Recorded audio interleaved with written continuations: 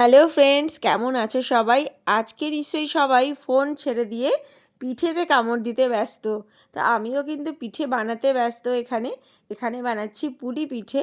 পুলি পিঠের রেসিপি কিন্তু তোমাদের সাথে আমি শেয়ার করেছি আগে, চাইলে সেগুলো দেখে নিতে পারো। এখানে কিন্তু সুজি দিয়ে একটা ডো বানিয়ে আমি ক্ষীরের পুলি দিয়ে আজকে করব পুলি পিঠেটা।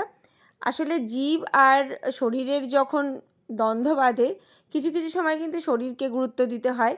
তো সেরকমই অবস্থা, আমি জীবনে প্রথম মনে হয় এরকম সন্দেশ দিয়ে পুলি পিঠে বানাচ্ছি। কারণ নারকেল দিয়ে এখন বানাতে পারছি না, বাড়ি শুদ্ধ সবারই প্রায় ঠান্ডা লেগেছে। তো সেই জন্য এই মুহূর্তে নারকেলটা খাওয়া যাবে না, তাই জন্যে আমি এবারে সন্দেশ দিয়ে প্রথমবার পুলি পিঠে বানাচ্ছি। খেতে কিন্তু ভালোই হয়েছিল, তবে প্রথমবার আমি যখন বানাচ্ছিলাম তখন তো ভাবছিলাম কি জানি কেমন লাগবে। আর এখানে দেখতেই পাচ্ছ দুধে স্নান সেরে এরা উঠেছে সবে। তো এবারে এদেরকে খাওয়ার পালা। আর বানিয়েছি আমি পাটিসাপটা। পাটিসাপটাও কিন্তু ক্ষীরের পাটিসাপটা বানিয়েছি। তো সবাই ভীষণ পছন্দ করে আমার হাতের ক্ষীরের পাটিসাপটাটা। সাথে রয়েছে কাঁচি পোড়া দুধে ফেলা।